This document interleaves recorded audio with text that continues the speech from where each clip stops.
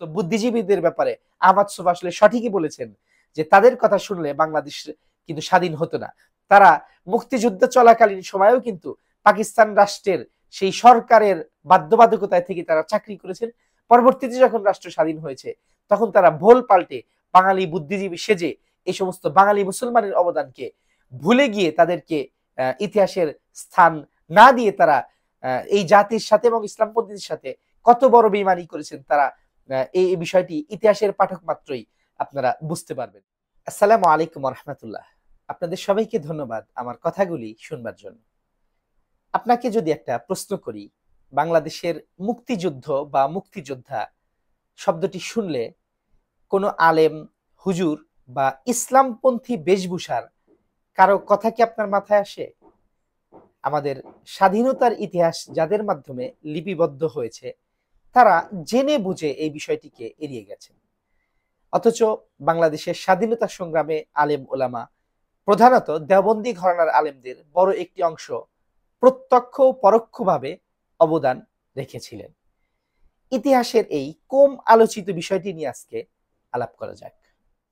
পাকিস্তান আমলের বুদ্ধিজীবী এবং তৎকালীন বাংলাদেশের যে বুদ্ধিজীবী তাদের ব্যাপারে তৎকালীন প্রয়াত বুদ্ধিজীবী আহমদ শফা একটি কথা তার সম্ভবত বুদ্ধিবৃত্তির নতুন বিন্যাস এই বইয়ের ভূমিকায় লিখেছিলেন যে পাকিস্তান আমলে আমাদের বুদ্ধিজীবীরা যা বলতো তা শুনলে এই বাংলাদেশ স্বাধীন হতো না, এবং বাংলাদেশ জন্ম নেওয়ার পর তারা যা বলছে তা যদি কোনো সরকার শোনে তাহলে এই দেশের উন্নতি সম্ভব হবে না। এই ধরনের মন্তব্য তিনি বুদ্ধিজীবীদের সম্পর্কে করেছিলেন। মূলত সফার এই বাক্যটি যদি আমরা সামনে রাখি তাহলে আমাদের বাংলাদেশ জন্ম নেওয়ার পরের প্রথম সারির যারা বুদ্ধিজীবীর ভূমিকা পালন করেছিলেন তাদের মাধ্যমে তো আসলে ইতিহাস লিখিত হয়েছিল। তো তাদের মাধ্যমে রচিত যে স্বাধীনতার ইতিহাস এবং সেই ইতিহাসে বাংলা অঞ্চলের বৃহত্তর জনগোষ্ঠী যারা ধর্মে মুসলিম, এই মানুষদের যে লড়াই সংগ্রাম, তাদের লড়াই সংগ্রামের কথা, তাদের যে ধর্মীয় চেতনার জায়গা থেকে স্বাধীনতা সংগ্রামে অবস্থান করা বা অংশ নেওয়া, এই দুইয়ের মাঝখানে যে একটি গ্যাপ তৈরি হয়, একটি দূরত্ব তৈরি করা, এই আমাদের বুদ্ধিজীবীরা কেন করেছিল, সফার এই বাক্যটি সম্পর্কে আমরা যদি সামনে রাখি তাহলে আমার মনে হয় পুরো বিষয়টি সম্পর্কে এক বাক্যেই পুরো বিষয়টি খোলাসা হয়ে যায়। তো যা হোক, এই যে এখানে যে একটি ছোট টুল রয়েছে যে আসলে বাংলাদেশের তো স্বাধীনতা সংগ্রাম, ইসলামপন্থীরা তো আসলে পাকিস্তানের পক্ষে ছিল, এই যে একটি ধোঁকা, এবং এটিকে সামগ্রিক অর্থে কিছু রাজনৈতিক দল, ইসলামপন্থী রাজনৈতিক দল, তারা মতাদর্শিকভাবে পাকিস্তানের পক্ষে ছিল, পাকিস্তান ভেঙে নতুন রাষ্ট্র তৈরি হবে এটির বিপক্ষে ছিল। অবশ্যই কয়েকটি রাজনৈতিক দল ছিল, যেমন জামায়াত ইসলামী কথা বলা যেতে পারে, এই ধরনের আরো কয়েকটি দল ছিল, কিন্তু এটিকে সামগ্রিক অর্থে ইসলামপন্থীদের একটি বয়ান আকারে হাজির করেছিল কিন্তু এইসব বুদ্ধিজীবীরা। এবং এর প্রেক্ষিতেই পরবর্তীতে তাদের পরবর্তী বুদ্ধিজীবী যারা তারা ইতিহাস রচনা করেছে সেই একই পথে, তার পরবর্তী যারা লেখক বুদ্ধিজীবী এসেছে তারাও সেভাবেই ইতিহাস রচনা করেছে। এর ফলে এই যে বৃহত্তর বাঙালি মুসলিম যাদের স্বাধীনতা সংগ্রামে বড় একটি অবদান ছিল এবং অনেক ক্ষেত্রে ইসলামপন্থী ওলামায়ে কেরামের গুরুত্বপূর্ণ অবদান ছিল, এগুলোকে আমরা আলোচনার বাইরে রেখে দিয়েছি। সাধারণত কিছু ইসলামপন্থী যারা মতাদর্শিকভাবে পাকিস্তান রাষ্ট্রের পক্ষে ছিল, বাংলাদেশ স্বাধীন হোক এর বিপক্ষে ছিলেন মতাদর্শিকভাবে, এর পিছনে একটি অবশ্যই ঐতিহাসিক পটভূমিও রয়েছে। সেটি খুবই সহজ বিষয় যে যেহেতু 47-এ দেশভাগের সময় বা পাকিস্তান জন্মের সময় এই পাকিস্তান ভূখণ্ডটি মুসলিমদের জন্য বরাদ্দ হয়েছিল বা মুসলিমদের নামে একটি দেশ তৈরি হয়েছিল, যখন 24 বছর পরে গিয়ে যখন 71 সালে যখন এই পাকিস্তানের সাথে বিচ্ছিন্ন হওয়ার যখন প্রসঙ্গটি এসে যায়, তখন অনেক মুসলিম বা অনেক ইসলামপন্থী রাজনৈতিক দলই তারা এই বিষয়টি বুঝতে সক্ষম হননি যে পাকিস্তান রাষ্ট্রের সাথে গাঁটছড়া ছিন্ন করার মানেই ইসলামের বা মুসলমানদের বিরুদ্ধে যাওয়া নয়। এই জন্য তারা রাজনৈতিকভাবে ভুল সিদ্ধান্ত নিয়েছিলেন। সেটি তো অবশ্যই তাদের ভুল, সেটি তাদের স্বীকার করতেই হবে এবং এটি ঐতিহাসিক বাস্তবতা। কিন্তু এর অর্থ এই নয় যে বাংলাদেশের সকল ইসলামপন্থী, সকল ওলামায়ে কেরাম, সকল ইসলাম প্রেমী মুসলিম কিন্তু বাংলাদেশ স্বাধীনের বিপক্ষে ছিলেন, এটি মনে করা বোকামি, যেরকম ভাবে আমাদের বুদ্ধিজীবীরা এই বিষয়টি হাজির করেছেন। তো এখানে আমি সংক্ষিপ্ত কয়েকটি কয়েকজন ব্যক্তির নাম বলবো, প্রসিদ্ধ অপ্রসিদ্ধ কিছু প্রতিষ্ঠানের নাম বলবো, যে কিভাবে আসলে বাংলাদেশি ইসলামপন্থীরা এবং বিশেষত দেওবন্দি ওলামা একরাম আমাদের এই স্বাধীনতা সংগ্রামে কিভাবে অবদান রেখেছিলেন এবং তারা বাংলাদেশ রাষ্ট্রের পক্ষে অবস্থান নিয়েছিলেন, এই সম্পর্কে আমি সংক্ষিপ্তভাবে কিছু বর্ণনা দিচ্ছি। বাংলাদেশের স্বাধীনতা সংগ্রামে যেসব প্রসিদ্ধ আলেম এবং ইসলামপন্থী ব্যক্তিত্ব বাংলাদেশের পক্ষে অবস্থান নিয়েছিলেন, তাদের মধ্যে সর্বাগ্রে বলতে হবে মাওলানা আব্দুল হামিদ খান ভাসানী।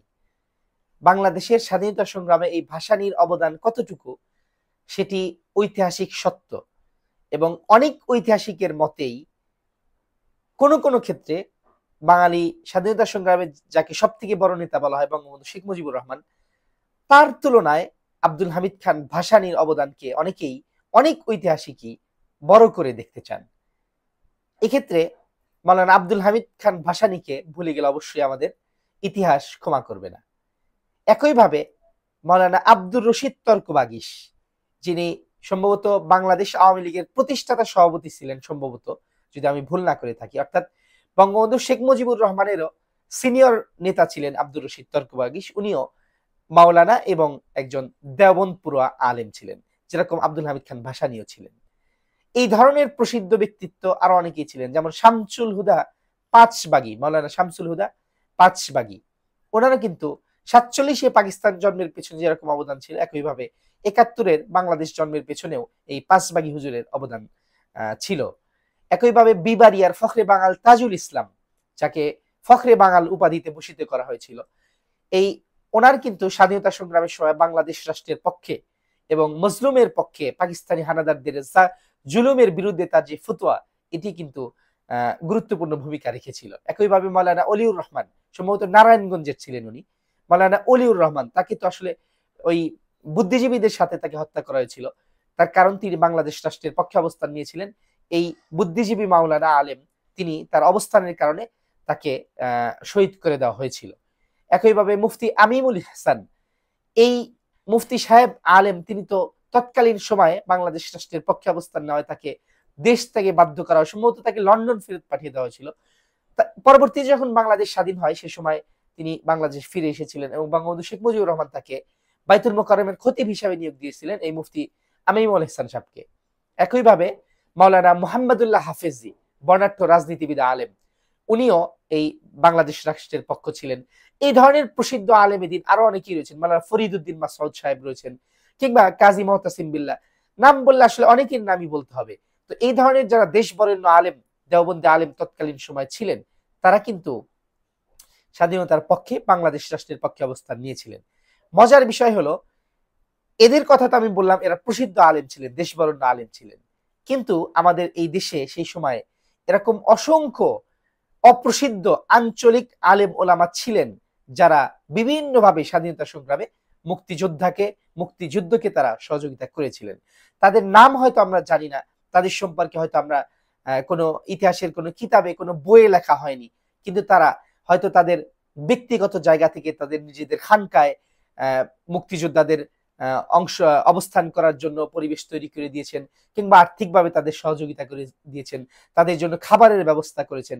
এই ধরনের অসংখ্য পীর মাশায়েখ ওলামা একরাম, কিংবা মাদারিস, যেমন জামিয়া ইসলামিয়া পটিয়ার কথা বলা যেতে পারে, চট্টগ্রামের এই পটিয়া মাদ্রাসা কিন্তু মুক্তিযুদ্ধের সময় তারা বাংলাদেশ রাষ্ট্রের পক্ষে ফতোয়া দিয়েছিল এবং পরবর্তীতে সেখানে পাকিস্তানি বাহিনী হামলাও করেছিল, এবং তৎকালীন পটিয়ার প্রিন্সিপাল যিনি মোহতামিম যিনি ছিলেন, তিনি কিন্তু এই ঘটনায় কিন্তু শহীদ হয়েছিলেন। তো এভাবে যশোর রেলওয়ে মাদ্রাসার কথা ইতিহাসে উল্লেখ রয়েছে। এই আসলে তো তৎকালীন সময় মাদ্রাসাগুলো খুবই সংখ্যায় কম ছিল, বিশেষ করে ছিল ছোট মক্তব আকারে যে মাদ্রাসাগুলো, এবং এই জায়গাগুলোর থেকে মুক্তিযোদ্ধাদের জন্য খাবার পরিবেশন করা, আর্থিক ফান্ড গ্রহণ করা, এই ধরনের কাজগুলো কিন্তু ইসলামপন্থীরা সেই সময় করেছিল। অথচ আমাদের এই যে সমস্ত বুদ্ধিজীবীদের ব্যাপারে আহমদ শোভা আসলে সঠিকই বলেছেন যে তাদের কথা শুনলে বাংলাদেশ কিন্তু স্বাধীন হতো না। তারা মুক্তিযুদ্ধ চলাকালীন সময়েও কিন্তু পাকিস্তান রাষ্ট্রের সেই সরকারের বাধ্যবাধকতায় থেকে তারা চাকরি করেছেন। পরবর্তীতে যখন রাষ্ট্র স্বাধীন হয়েছে তখন তারা ভোল পাল্টে বাঙালি বুদ্ধিজীবী সেজে এই সমস্ত বাঙালি মুসলমানের অবদানকে ভুলে গিয়ে তাদেরকে ইতিহাসের স্থান না দিয়ে তারা এই জাতির সাথে এবং ইসলামপন্থীদের সাথে কত বড় বেঈমানি করেছেন তারা, এই বিষয়টি ইতিহাসের পাঠক মাত্রই আপনারা বুঝতে পারবেন। তো যাক, আমার বলবার কথা ছিল যে এই দেশে বাংলাদেশ জন্মের পেছনে যেরকম সর্বস্তরের মানুষের অবস্থান ছিল, অংশগ্রহণ ছিল, একইভাবে ওলামা একরাম এবং দেওবন্দি ওলামা একরামের শক্ত ভূমিকা ছিল, এটি ঐতিহাসিক বাস্তবতা।